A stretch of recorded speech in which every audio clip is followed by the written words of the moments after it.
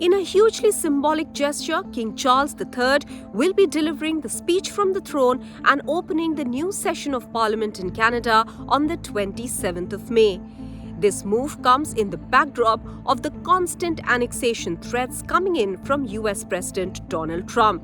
King Charles III will be travelling along with Queen Camilla to Canada on the 26th of May as announced by Buckingham Palace as well as confirmed by the Prime Minister of Canada, Mark Carney, who pointed out that the King will be making the speech of the throne in person this time around.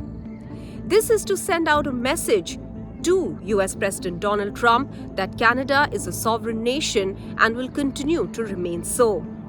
King Charles III, in his speech from the throne, is expected to outline the duties, the responsibilities, and what his government is expected to do over the next few years.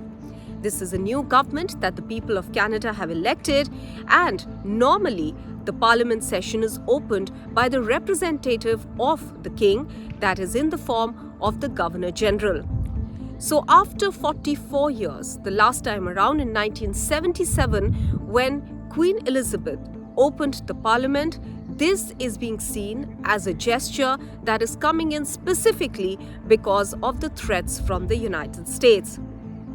US President Donald Trump has been calling Canada the 51st state of the United States and had been referring to the former Prime Minister Justin Trudeau as the Governor of Canada. Though he hasn't done that since Mark Carney took over, but the issue of the 51st state of Canada has been raised by US President Donald Trump in his conversations with Mark Carney as well. Specifically, the conversation on the 28th of March, the first between the two, which was a telephonic conversation where it is believed that US President Donald Trump raised the issue that he wanted Canada to be the 51st state of the US and how Canada would benefit out of it, to which Mark Carney and his office has revealed said that this was never on the table and will never be on the table in the future. Now, Mark Carney is going to the White House on Tuesday to meet President Trump in person after he has got a full term as Prime Minister after the elections. It is believed that they will be discussing, that is, the two sides will be discussing a new economic and a security agreement. However, it is not clear whether Canada is first going to ask the US to revoke the punishing tariffs against it since President Trump took over before starting to negotiate a new agreement. In fact, the tariffs are also being closely associated with the annexation threat. Many believe that the idea of the Trump administration is to weaken Canada to an extent that it is able to annex Canada as its 51st state. The punishing tariffs against Canada can have a crippling effect on its economy. In fact, the auto sector is already seeing a hit with job losses in Ontario, where some manufacturing of auto parts have been paused for some time by some of the big auto manufacturers. Though the three big auto manufacturers of the US, that is Ford, GM and Stellantis, have told President Trump and his office that these measures, that is the tariffs against the auto sector, will have an effect on their domestic auto sector, their jobs as well. However, these tariffs continue to hang as a sword over the head of Canada.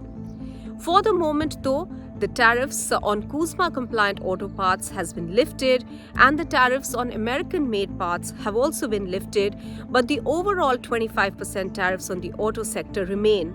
25% tariffs on the aluminium and steel sector also remain, and 25% tariffs on all goods that are not CUSMA-compliant also remain, apart from 10% tariffs on energy imports into US from Canada.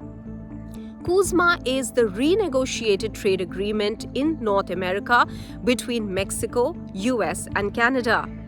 This agreement was renegotiated from what was earlier known as NAFTA, the North Atlantic Free Trade Agreement. This happened during the former tenure of President Trump. And now, the two countries, that is Canada and the US, are looking at negotiating a fresh trade and security agreement. Meanwhile, the threat of annexation continues against Canada, even though a reference was not made in the conversation that happened between Prime Minister Mark Carney and President Trump when the call was made after Mark Carney won a full term. However, this has been reiterated several times over by President Trump already and also the White House spokesperson, and therefore this is a very serious threat and Mark Carney is treating it as one. Initially, when US President Donald Trump was referring to Canada as the 51st state of the US, it was taken perhaps as a joke, but no longer. In the past 3 months, it's become amply clear that the annexation threats could be real, and that is the reason that we are seeing these steps being taken by Canada. And the symbolic gesture now of King Charles III coming in person to Canada to open the House of Parliament and to address in person the speech from the throne are all being seen in the context of these threats.